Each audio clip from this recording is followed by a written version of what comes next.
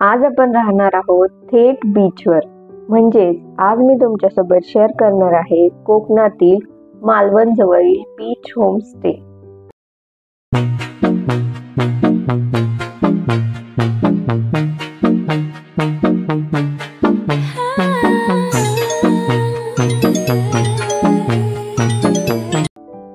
नमस्कार मंडळी, आम्ही एक्सप्लोरर्स या आपल्या यूट्यूब चॅनलमध्ये आपले पुन्हा एकदा खूप खूप स्वागत.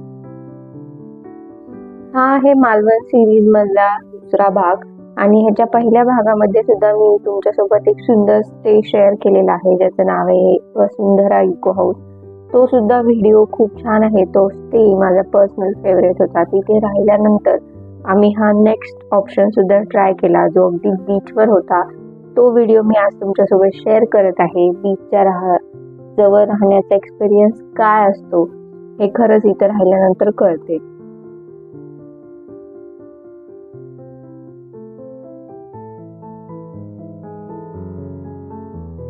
आता आपण इथे पोहोचलेलो आहोत. हा होम स्टे मुख्य मालवण गावापासून अगदी 4 किलोमीटरच्याच अंतरावर आहे. हा होम स्टे तारकर्लीच्या रोडवर आहे, त्यामुळे इथून तारकर्लीला जर जायचं असेल तरी अगदी जवळ आहे आणि मालवणही अगदी जवळ आहे. हा होम स्टे दांडी बीचवर आहे, जिथून आपल्याला सिंधुदुर्गला जाता येते. मी तुम्हाला ते दाखवेलच.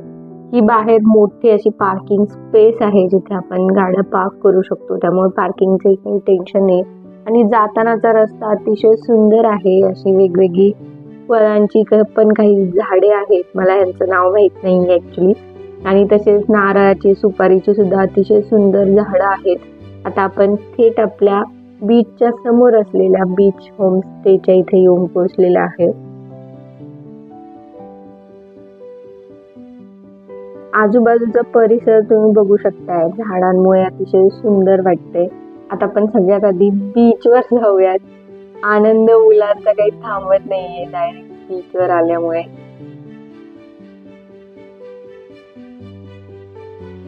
आणि हा जो समोर दिसत आहे हा आपला होमस्टे. आपण त्याची पण टूर करूयात. समोर असं त्यांनी खूप ऊन असल्यामुळे थोडं ग्रीन असा कपडा लावून छत केले की सावली व्हावी. मुलांनी ते लगेच पटापट शंख शिंपले गोळा केले आणि ते त्यांचे कामाला लागलेले आहेत शंख शिंपले गोळा करण्याच्या. हे बघा किती शंख शिंपले गोळा करून ठेवले. आम्ही जेव्हा इथनं रिटर्न निघालो होतो त्यावेळेस इतके शंख शिंपले आणि वाळू झाली होती. सगळ्या सामानामध्ये तिची वाळू पडली होती मुलांच्या ह्याच्यातून. चला आता आपण रूम बघूयात.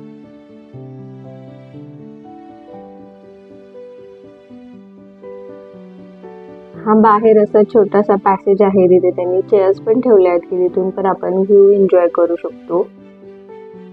हा मोठा बेड आहे आणि त्याचबरोबर त्याला साईडला असं ड्रॉवर सारखाही बेड दिलाय त्यांनी. त्याच्यावर मॅट्रेसही आहे की त्याच्यावर एक एक्स्ट्रा माणूस झोपू शकतो. त्यामुळे आम्हाला आरामात जागा पुरली की 3 जण बेडवर आणि एक त्या एक्स्ट्रा बेडवर. हे बाथरूम आहे, त्यांनी आताच क्लीन वगैरे करून आम्हाला दिले. आम्ही आताच चेक इन केले, अजून सामान गाडीतच आहे. अशी मोठी खिडकी इथून आहे की तुम्ही बेडवर बसले तरीही तुम्हाला बीच समोर दिसतोय. इथला व्ह्यू खरंच खूप सुंदर आहे. मला इथला व्ह्यू खूप आवडला.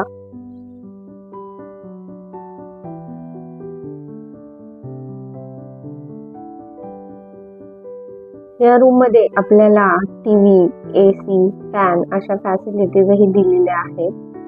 आता आपण बीच बघायला जाऊया. रूमच्या बाहेर जो पॅसेज आहे तिथे पण त्यांनी टेबल आणि खुर्च्या प्रोव्हाइड केलेल्या आहे, जिथे बसूनही आपण लंच डिनर करू शकतो.